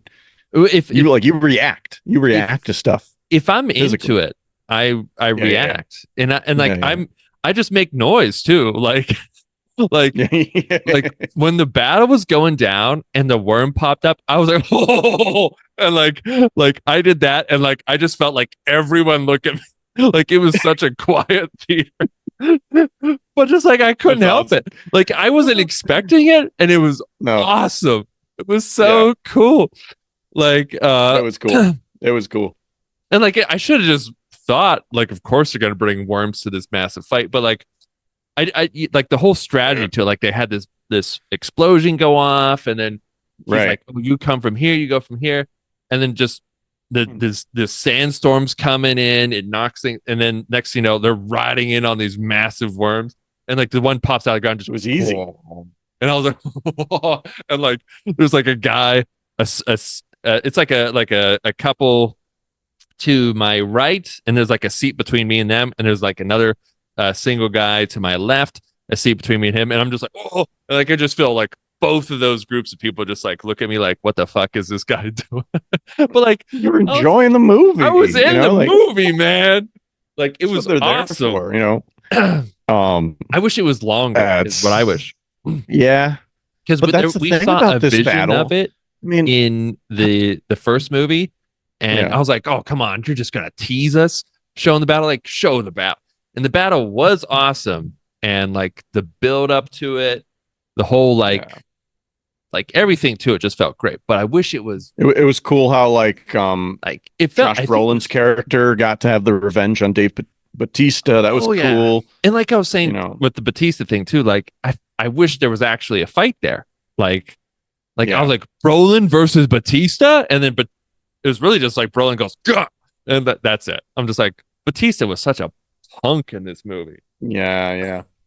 You but it know, was still cool. but most of the time, I feel like when you see and you're rooting for a side, because even though we're rooting for the Fremen here, and it feels weird because they're just so dominant. Like they just have such a good strategy that there's no chance for what's their name? The Emperor, first of all, who brought his army, And and his disco and ball, Harkonnen.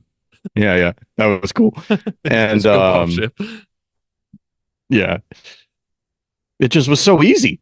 Like usually, you know how they were like hiding in that room in the throne chamber, like waiting for the doors to open. It's like that's Mm-hmm. like what like Aragorn and Gandalf were doing in Helm's Deep. Or not Gandalf, Aragorn and King Theoden.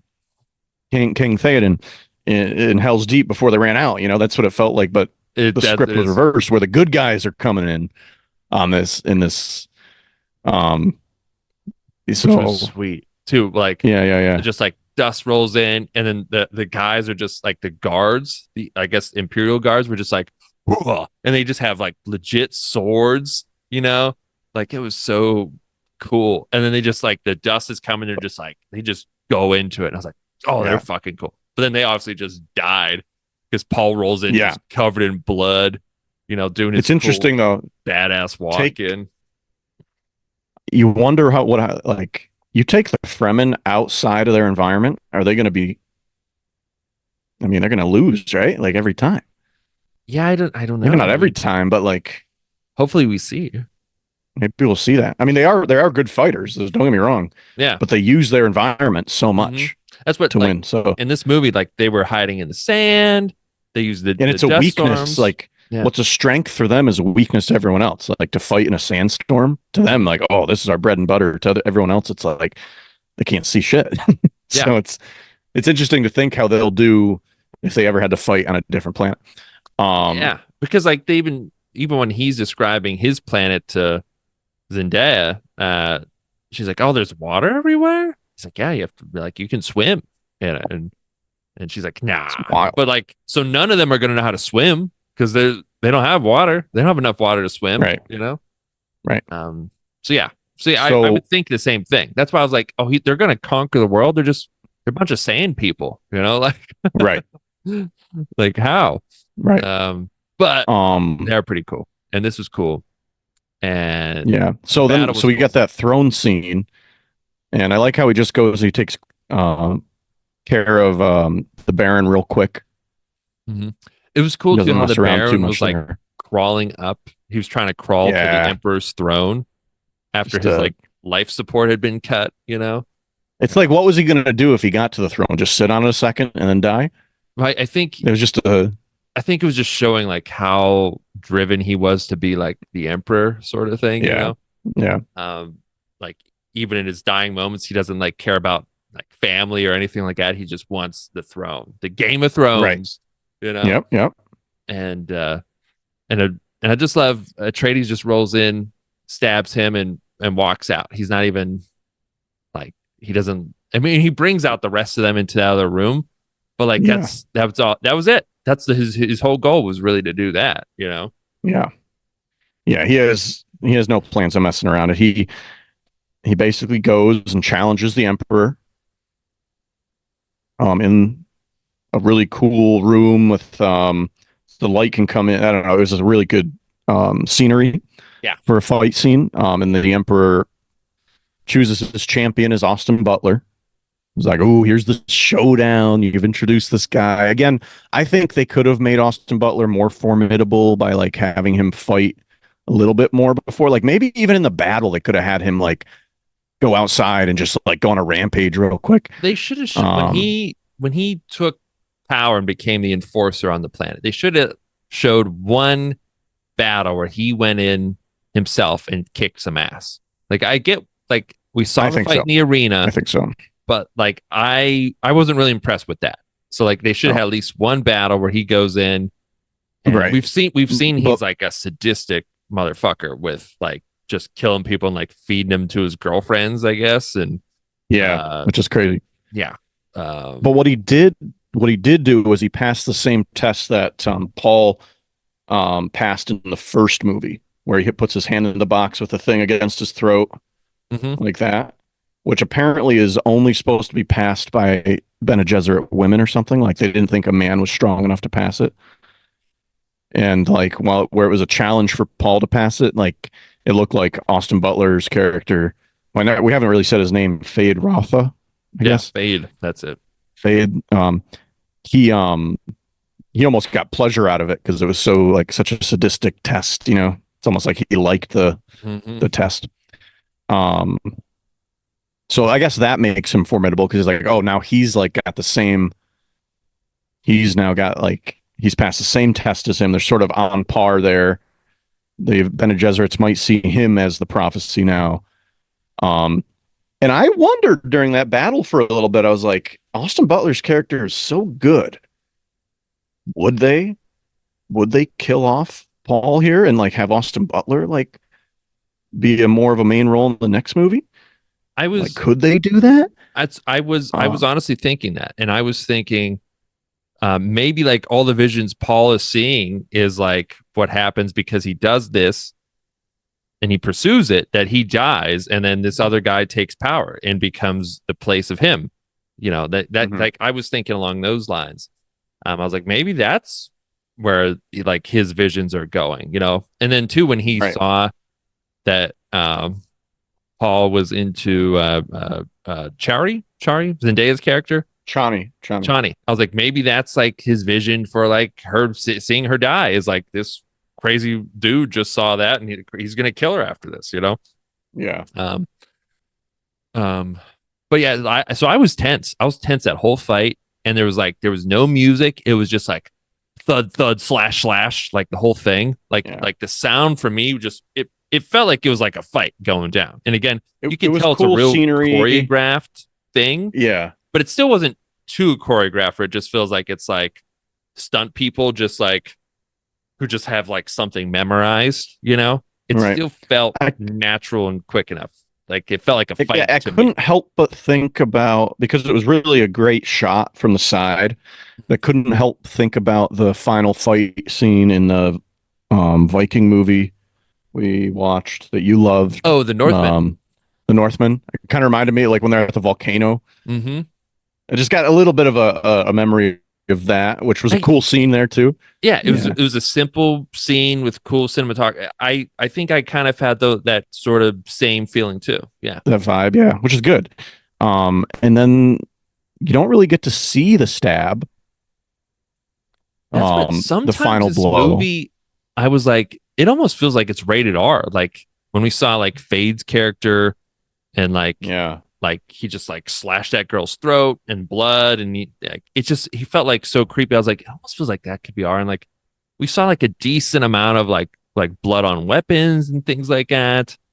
Yeah. But then like a lot of times they'd hide stabs. So I'm like, they must have done like as much as they could to Hmm. like to push that PG-13 Yeah. rating. You know what I mean? Like I I think guess that's the what it's rated. director, Yeah, yeah, it is. Wow. That's yeah, crazy. I think the director was like, I want this R, but like I'll hide any of the shots that like Yeah. would make it not because like when He he did like stabs the guy right in the neck, and they showed the knife go right in the neck, you know, and I was yeah. like, this like, damn, that's pretty fucking Damn. violent for a PG-13. But Yeah. it's just I think they just did whatever they could to keep it He did PG-13. The Arya Stark stab. Mm. But that's in the first movie. It's a What? callback to the first movie a little bit when he's fighting with Josh Brolin and they're training, Mm. and he thinks he's got Josh Brolin pinned, and he's got his knife to his throat while they're training. And Josh Brolin's like, "You forgot to look down." And Josh Brolin's like, basically got him low, like he got Uh, Austin Butler low. yeah, So a little bit of a callback to that, cool. um, which is cool. Little Easter egg, I guess. Easter egg. Yeah. Um, You know what? Another moment, again, I yeah, reacted and no one else yeah. did. What was that? Was when was it? Oh, well, actually, two moments around this time, which made it awesome.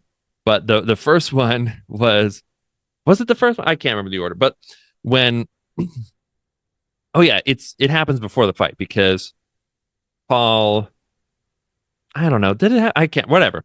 Paul Huh? goes up to Zendaya and he's like, "Just so you know, like I will love you as long as I breathe."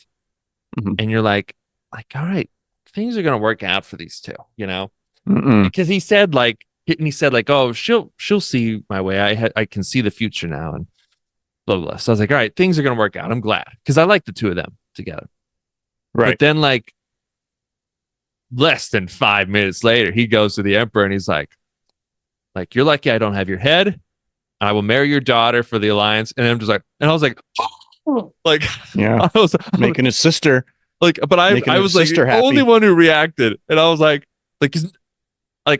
is no one else getting this gut punch right here? And like Zendaya too was I just like know. what the fuck? Like Well, that's how I felt. I felt like, yeah. And remember earlier when the little sister told the mom to tell him, um, like, what'd she say? She's like, "Oh, don't get too close to her because you're gonna need to use that for an alliance someday." yeah, And at that point when she said that, I was like, "No way! Like him and her are tight. He's not gonna leave his girl here. There's no way. He loves her, you know." And that's why I do think he had like I don't think it was easy for him to do that, to just discard her like that. I yeah, don't think it was easy, but he but did it. still he did not handle I it didn't think he was. well. No, He did no, not handle any of that well at all. Uh, no. That's where like um in the beginning of the movie, his character changed so much. I really didn't think he had that in him, that Hmm. he could not, that he could like discard her like that. You know, And then he another moment. changed. Sorry, He yeah, changed he did change. It felt all pretty natural. I'd say some of it totally. felt kind of sudden after the worm drinking thing, but it all felt pretty Well, that would make natural as we sense to were be going. because that stuff changes you too. Yeah, Um, but a lot of it, I think, too, is driven by the fear of his visions too. fear of it, And Anakin much, Anakin, Anakin, it's a good point. but also Good too point. like I think some of it too was like he didn't want to be this figurehead, but then like because he's helping them win all these battles, people start looking at him as this, you know. And Why I not? think at some point, like if everyone's telling you you're great, like you're gonna start smelling your own farts. Hmm. It's gonna be you're gonna feel it, you know. You're going to turn into Jennifer Lopez, or I'm afraid to say it. I think Bradley Cooper might be going down that path. Oh, you think Bradley Cooper, huh? I think so. That's too bad. Yeah. Did you see the interview? He just played Maestro, right?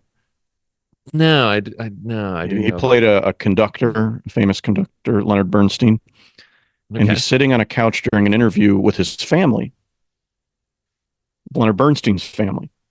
Okay. And he's basically like through tears saying, I miss him. I miss him. I really miss him. I missed him the whole time filming. He was with me 100% of the time while I was filming for this role. Uh, Leonard Bernstein died in 1990, and Bradley Cooper never met Leonard Bernstein. So it was kind of a weird like thing, interview thing where he was like, and basically like Leonard Bernstein's family is like consoling him, like his What? kids and stuff. That's So it was a bit weird. like That I is thought I was like, Bradley Cooper. weird. I don't like to see like him. And if you haven't seen the J Lo stuff, we got to look up the J Lo stuff. It's hysterical.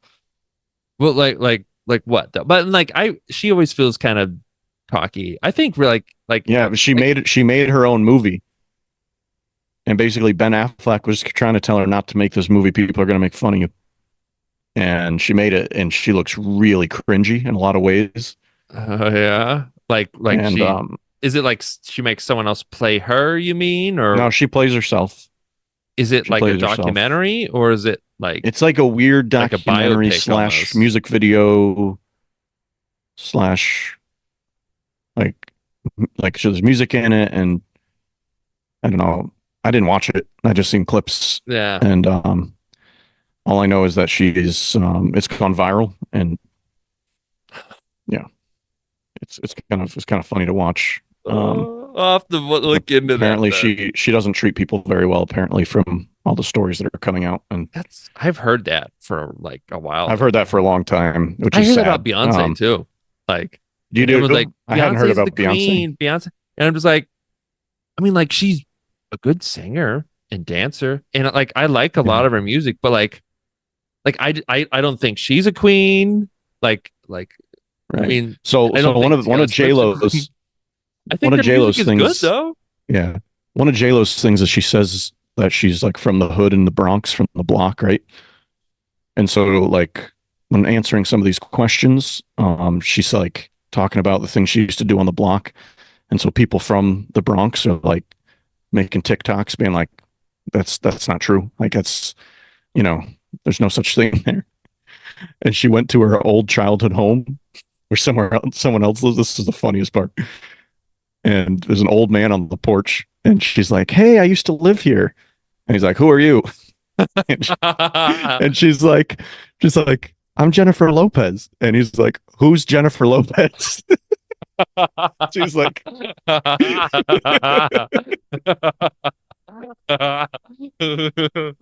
then she just keeps walking like, "Well,"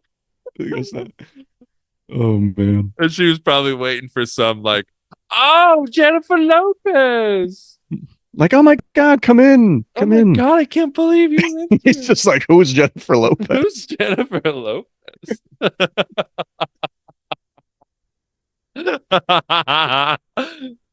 Oh, Bubba like that one. Oh, Uh, he's getting worked up because I'm he can come in. He laughing. can come in. You can But come in. anyway, you got to look that stuff up because it's good content. Yeah. I'll send you some stuff if I find it. Yes, please do. All right. But anyway, Anyway. though, what were we talking? Oh yeah, Paul Simone's own farts. But I have to say another moment then. No, no. Of that I thought was awesome, and I reacted, and it was I don't know. It's a little scene, but I don't know. I fucking loved it. Was when because I love movies where there's like also a lot of like nonverbal communication stuff going on, Mm-hmm. and Mm-hmm. it was just a little scene, but like when Paul after he wins the duel, he limps over to the Emperor, takes his glove off, he's got the ring, and he just puts out his Oh hand, yeah. Oh doesn't yeah. say anything, and you could tell the Emperor knew what he was supposed to do, but he's like he wasn't gonna do it, but then Paul just like stomps, you know, and then Mm-hmm. that's when he gets down Mm-hmm. and kisses the ring. And I was It's a like, good moment. Good moment. damn, damn, It's like, man. who is this guy? Who is this? Oh This guy was not the guy we were man. with at the beginning of the movie. Oh man. But it's bad news. But I think it's bad news. That's a And best line. we'll see. We'll see. Maybe Anakin had redemption eventually. Like if the next movie he kind of turns into a bad guy, and doesn't mean he can't ever turn good again. But and again, I don't know the story of the Dune the books. I don't know. So I if I kind of I was, I I don't know was how it looking ends. Okay. last night I went sort of into a dive and that's why I don't know how they'll do sequels. The next Mm-hmm. book sort of reinforces more of the things that the author was trying to do in the first book. So the first book, the author wanted to put up like a cautionary tale of like how Right. people like who sees can see someone as a messiah and they can Right. follow them and that can lead to power and war and stuff like that. Right. And it's all so that other rich powerful people can stay in power and control people. But when the book came out, people just saw it as like a hero story, Right. kind of like a Luke Skywalker thing. And that Then and that like the religious stuff was like real lore stuff, like that it yeah, was actually part of the universe instead of actual like human characterization. yeah. Yeah. So then the next one he calls Dune Messiah, and that one he like kind of hammers home that like him being this Messiah figure and like having this fanatical following is bad. He like hammers that home in the second one. But then like a Right. lot of other like weird things, or at least from the summaries I was seeing of these books, starts to happen, and uh, like sort of like resurrections of dead characters start Mhm. to happen. People like start to be Uh, like possessed by other dead characters, and then there's hmm. like characters turn into like half worm creatures, um, Hmm. and then there's Weird. like 1,000 year jumps between like books at times, like thousands of years, and Oh. like it just keeps and like the characters like just keeps it gets almost like to the point like how I feel sometimes with like comic books where it's like there's so many plot lines, time Ah. jumps, people being Yeah. resurrected, and alternate realities things. Um, not that all those Right. things happen, but like it gets so convoluted in its like story. Like I feel like this one is probably the most simple story from Right. the six that are out there, and like the last one is like the ending of it even is like it ends with the author having these two characters which like represent him and his wife sort of talking about like how crazy the story has gotten and that like the Yeah. characters are kind of out of hand and not really Ah. any like point it anymore and then like the next after that book dies the author after that book was published the author dies Uh, so um it to me it's so just yeah, well, like it'll be I don't interesting. know how they'll end this like if they were to keep Maybe that going gives them. Maybe they write a different story. I don't know. I don't know, Um. but like it does like this one But sets up to me like I don't know the exact story of the next one, but it's to me this sets up like an awesome sequel. I want to see it, as of now. yeah. But I like long term, like the other plot lines of the ones I was seeing, I was like, this looks like I don't see how like a mainstream audience would Yeah, well, like book and they don't four have to through go with that. six. They don't have to go with how the books are written at that point, you know. Yeah, Other movies don't. Other movies don't, you know, when yeah, they should. they should. Um some should, some should. Yes. So yeah, but I mean, I don't know what else to say about this movie. Just really was it really felt groundbreaking visually. It was stunning. It was an absolute if you can go see it in the theaters, you haven't seen it in the theaters, go see it in the theaters. It's worth it. Oh yeah. Oh yeah. Um, Was there it'll be any? interesting to watch when it's on TV. That's what I wanted. Um, I want to know how I feel like when it's is it on. gonna Like, feel the same? am I not going to get those same big impacts? And then am I going to be like checking There, my phone until something happens? I like don't like know. somebody I was having this conversation with a patient the other day, and they said to me, "Oh, it's always better in the theater." And I was like, I don't know if that's true. I think there are some movies that are explicitly better in the theater, and I think I go to some movies and I say to myself, you know what, I would have been okay watching that at home. Mhm. Like I don't think I needed to see that on a big screen. Do you know what I mean? For sure.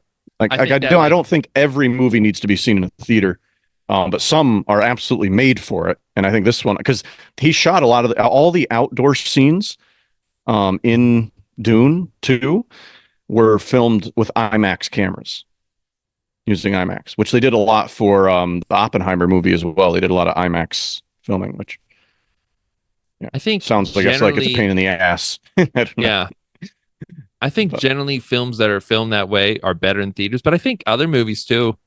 Like to me, my peak like theater experiences were like Revenge of the Sith when I was a kid. I remember oh yeah, I had oh seen yeah, movies in theaters before, but I remember that was the one that just like I was like, rocked you. this is an experience. Yes, yeah, yeah, yeah. That was the first time I'd ever like felt that way. And I then I think I got felt a there. little bit.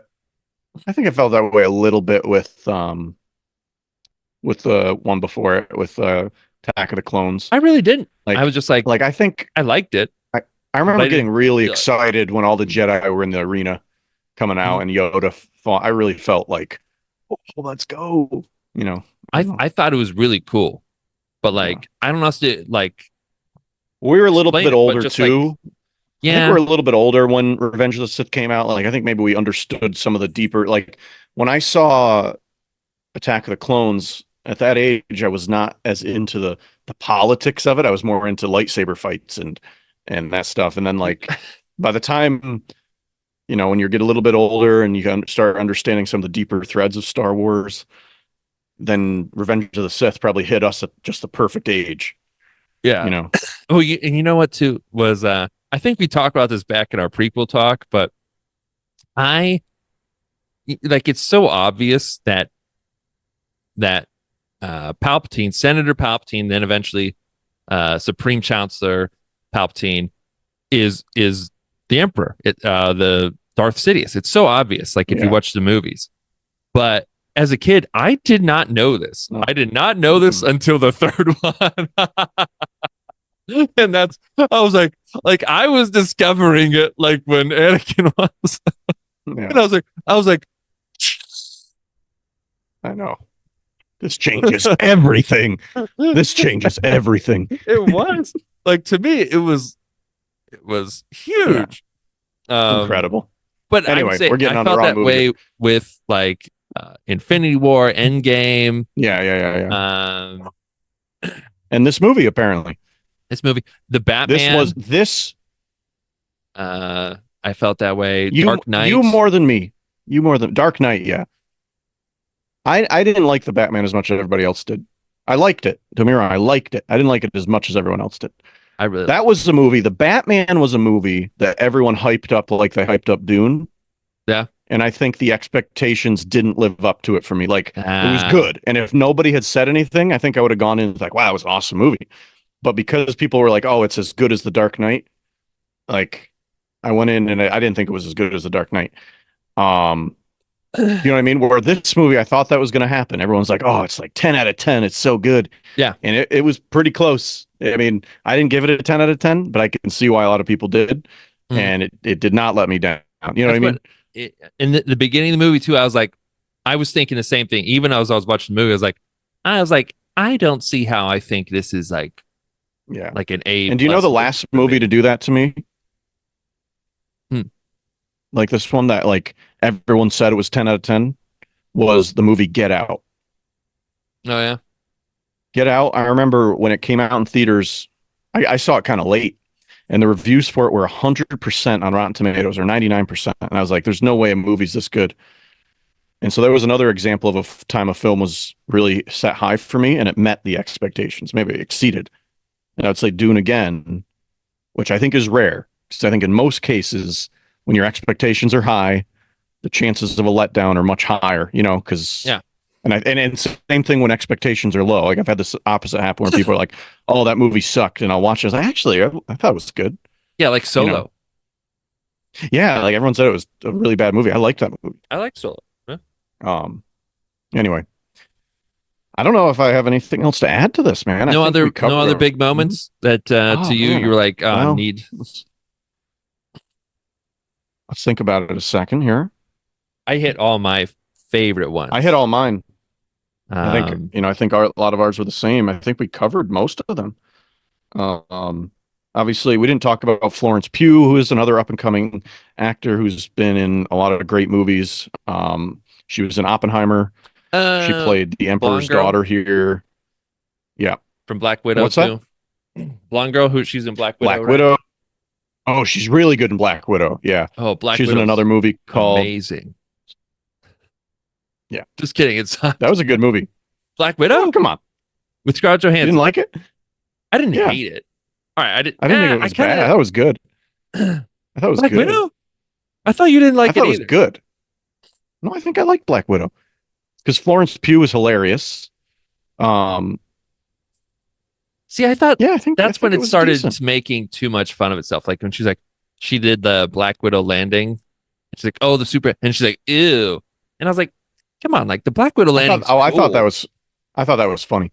I Um, didn't like, and then the effects when she like, I thought it was so fucking stupid when the helicopter with the bad guy was taken off and she like stabs the propeller with her stick and like gets blown off the side of yeah. the helicopter. Okay. Well, it wasn't a It perfect looked movie, but I didn't think it so was that bad. fake and it was like terrible and stupid and I don't know. That's what it just I love the character Black Widow and I was like Dude, it's this is got the a movie we got for this? Like come dude, on. I think you're in the minority here. I just looked it up. It's got a 91% audience score. Black Black Widow. Widow. Yes. Oh geez. Yeah. I Well, knew like I apparently don't agree with everyone you had else. me questioning if I liked this movie. I was like, I'm pretty sure I liked that movie. well, who else felt like I did, man? I don't know. No one. Like, 10,000 plus reviews, 91%. see, I wanted more like Winter Soldier kind of feel, and I just felt like I didn't get See, there that. you went with expectations and you were Yeah. let down.